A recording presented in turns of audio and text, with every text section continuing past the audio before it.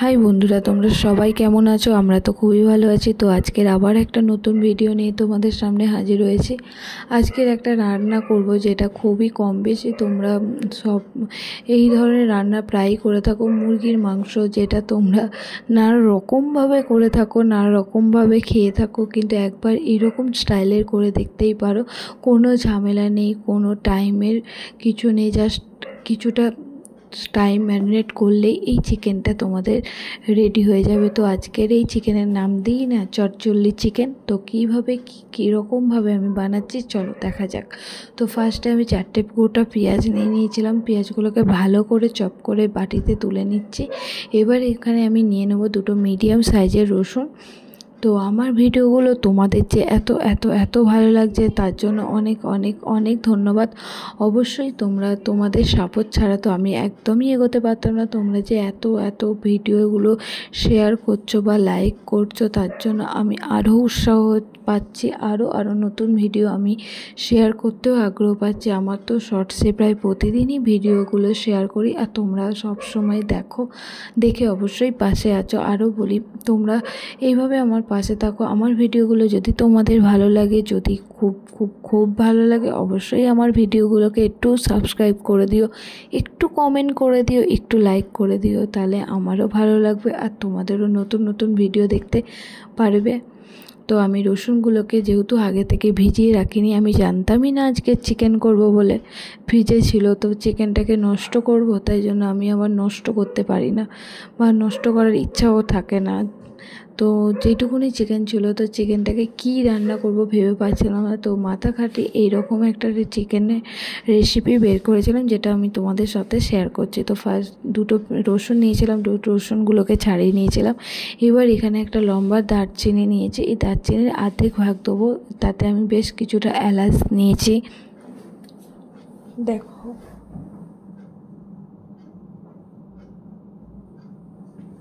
আর বেশ কিছুটা 10-12টার মতন এলাচ নিয়েছি, আর 10-12টার মতন গোলমরিচ, 10-12টার একটু বেশি গোলমরিচ নিয়ে ভিজিয়ে রেখেছি। এবার এইদিকে আমি আলুগুলো ভালো করে কেটে নেবো, ছাড়িয়ে নেবো। 2টো আলু নিয়েছিলাম, তো 2টো আলুকে আমি কুচি কুচি করে ভালো করে, দেখো, মিডিয়াম সাইজের কেটেছি। খুব যে কেটেছি এমন বড় বড় কেটেছি ধামসার মতন, সেরকম নয়। এবার আমি একটা বাটি নিয়েছি। এবার এই বাটিতে আমি চিকেনগুলো ভালো করে ধুয়ে দেব। দেখো, মশলাগুলো আমার বাটা হয়ে গেছে। এইদিকে আমি চিকেন ধুয়ে নিচ্ছি। চিকেনগুলোকে ভালো করে পরিষ্কার করে ধুয়ে নেবো। যেহেতু চিকেনের পরিমাণটা কম, আমি আগে যে দেখিনি, আমি মশলার পরিমাণ বেশি নিয়েছিলাম, কিন্তু এখন যেহেতু দেখেছি তাই মশলাগুলো আমি পরিমাণটা কমিয়ে নিয়েছি। তো আমি একটা গোটা রসুনটাকে ভালো করে বেটে নিয়েছি। গোলমরিচ গুঁড়ো আর গোলমরিচটাকেও বেটে নিয়েছি, আর বেটে নিয়েছি গরম মশলা, তার সাথে পেঁয়াজ কুচি তো আছে। এবার আলুগুলোকে আমি দিয়ে দিলাম। আলুগুলোকে ঠিক এরকমই টুকরো করবে, ধামসা করার কোনো দরকার নেই।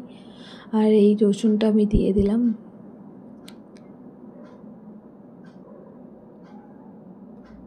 দিয়ে দেবো গোটা গরম মশলা। এতে ছিল দারচিনি আর এলাচের পরিমাণ ছিল ওই 10টার মতন, আর দারচিনি একটার মধ্যিখান থেকে ভেঙে দিয়েছিলাম। আর দিয়ে দিলাম গোলমরিচের পরিমাণ ছিল 10-12টা, আর দিয়ে দিলাম পেঁয়াজ কুচি। এখানে সব রকমই দিয়ে দেবো, আলুটাকেও দিয়ে দিলাম। সব দিয়ে ম্যারিনেট করে অনেকক্ষণ রেখে দেবো। অবশ্যই এখানে আমি মশলাও দিয়ে দেবো একেবারে, তার সাথে তেলও দেবো। তেলটা একটু পরিমাণে বেশি দেবে, তোমরা চাইলে দিতে পারো, না চাইলে নাও দিতে পারো, মিডিয়াম দেবে, বা তেল ছাড়াও ম্যারিনেট করে রাখতে পারো তোমাদের ইচ্ছা অনুযায়ী। কিন্তু এইগুলো অবশ্যই ম্যারিনেট দিতেই হবে, নইলে সেই রকম টেস্ট আসবে না। তো আমি তেল দিয়ে দিলাম 4-5 চামচের মতন তেল দিয়েছি আমি। আবার একটু দিয়ে দিলাম, মনে হলো যেন তেলের পরিমাণটা কম আছে। তো এবার এতে আমি দিয়ে দেবো এক এক করে মশলা। এখানে আমি নুন দেবো না, নুন দিলে কি হবে, জল বেরিয়ে যাবে, আর জল বেরিয়ে গেলে মাংসের ভেতর কোনো মশলা ঢুকবে না।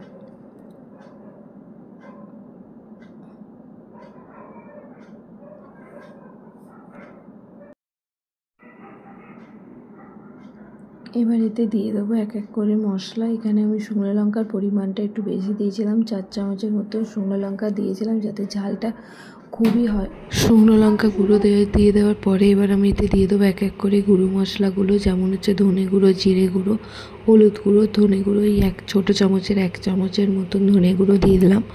তার সাথে দিয়ে দেবো জিরে গুঁড়ো, আর তার সাথে দিয়ে দেবো 2 চামচের মতন হলুদ। যেহেতু এখানে আমি সমস্ত গুঁড়ো মশলা ইউজ করেছিলাম, আর বাটা মশলার বলতে আমি দিয়েছিলাম রসুন বাটা, গোলমরিচ বাটা, আর হচ্ছে গোটা গরম মশলা। তার মধ্যেও 2টো জিনিস দিয়েছিলাম, দারচিনি আর এলাচ। এছাড়া আমি এখানে বেশি মশলা কিছুই অ্যাড করিনি। সিম্পলের ওপর সহজ পদ্ধতিতে একটা সুন্দর চিকেনের রেসিপি আমরা বানিয়ে নিতেই পারবো, আর আপনারাও পারবেন। একবার এইভাবে ট্রাই করে দেখতে পারেন। এবার তো আসল জাদু হচ্ছে হাত মাখানো। যত ভালোভাবে মাখানো হবে ততই চিকেনের টেস্টটা আসবে। খুব সুন্দরভাবেই মাখতে হবে, 2 মিনিটের মতন আপনাদেরকে মাখতে হবে এটা।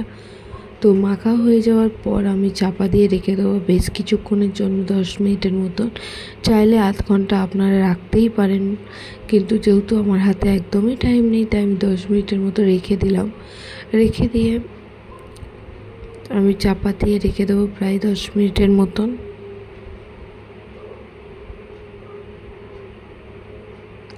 এবার আমি গ্যাস 10 মিনিট হয়ে গেছে যেহেতু, এবার আমি এখানে গ্যাস জ্বালিয়ে দিলাম। গ্যাসে আমি কিছুই দেবো না, শুধু অল্প পরিমাণে তেল দেবো। আপনারা চাইলে স্কিপ করতেই পারেন, কিন্তু তেলটা একটু দেবো, আর তার সাথে একটু ফোড়নের জিনিস দেবো। ওই জন্যই তেলটা দিতে হবে, নইলে শুধুটা মাংসটা দিলেও হয়ে যায়। মাংস দেওয়ার আগে যদি 1 চামচও তেল দেওয়া হয় তাহলে খুবই ভালো হয়। তো আমি তেলের পরিমাণটা খুবই কম দিলাম।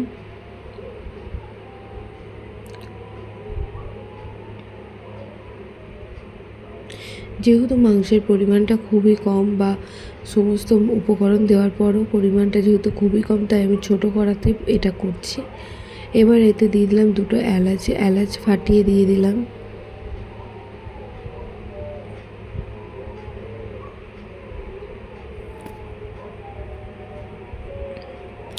চিকেনটা আপনারা চাইলে ফ্রিজেও রেখে দিতে পারেন, বের করে নেওয়ার কিছুক্ষণ পরে রান্না করতে হবে। এবার একটা শুকনো লঙ্কা ছিঁড়ে আমি দিয়ে দিলাম। তেলেতে আমি শুকনো লঙ্কা, এলাচ দিয়ে দিয়েছি। এবার দিয়ে দেবো 2টো তেজপাতা ছিঁড়ে।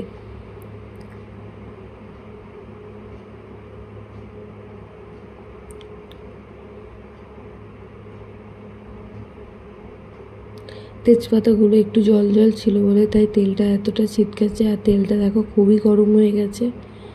তাই গ্যাসটা একদম লো ফ্লেমে দিয়ে একটু ভেজে নেব।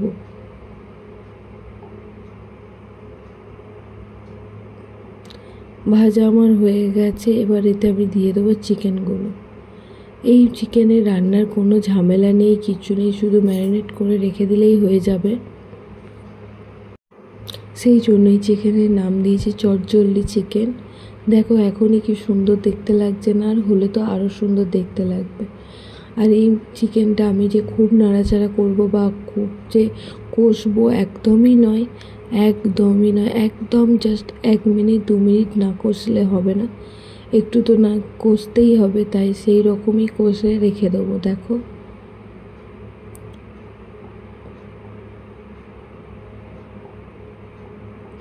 ম্যারিনেট করে রাখার জন্য কি হয়, মাংসের মধ্যে সমস্ত মশলা আগে থেকেই ঢুকে যায়, একটা সুন্দর ফ্লেভার আসে, আর একটা সুন্দর দেখতেও হয়। দেখো আমি যে খুব নাড়াচাড়া করছি কিন্তু এমনটা নয়। আমার হয়ে গেল।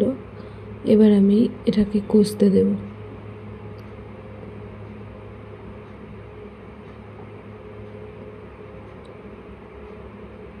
5-6 মিনিটের মধ্যে লো ফ্লেমে এটাকে কষতে দেব, আর নাড়াচাড়া করার দরকার নেই। তাই জন্য তো এর নাম দিয়েছিলাম চটজলদি চিকেন। একবার এইরকম চিকেন তোমরাও ঘরে বানিয়ে দেখতে পারো, কেমন লাগে। অবশ্যই ভালো হলে আমাকে অবশ্যই কমেন্ট করে জানাবে। তোমার একটা কমেন্ট আমার কাছে অনেক অনেক অনেক মূল্যবান।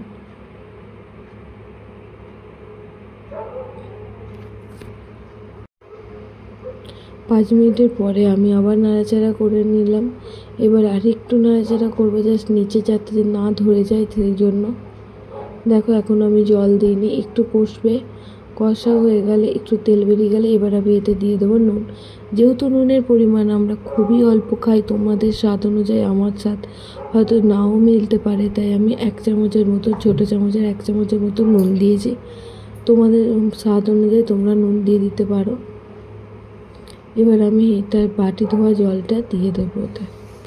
আমার চিকেন হয়ে গেছে। এমনি সময় অন্যান্য চিকেনে কতটা নাড়াচাড়া করতে হয়, আর এই চিকেনে দেখো একদম অল্প নাড়াচাড়া করলাম। আর এবার আমি এতে জল দিয়ে দেবো।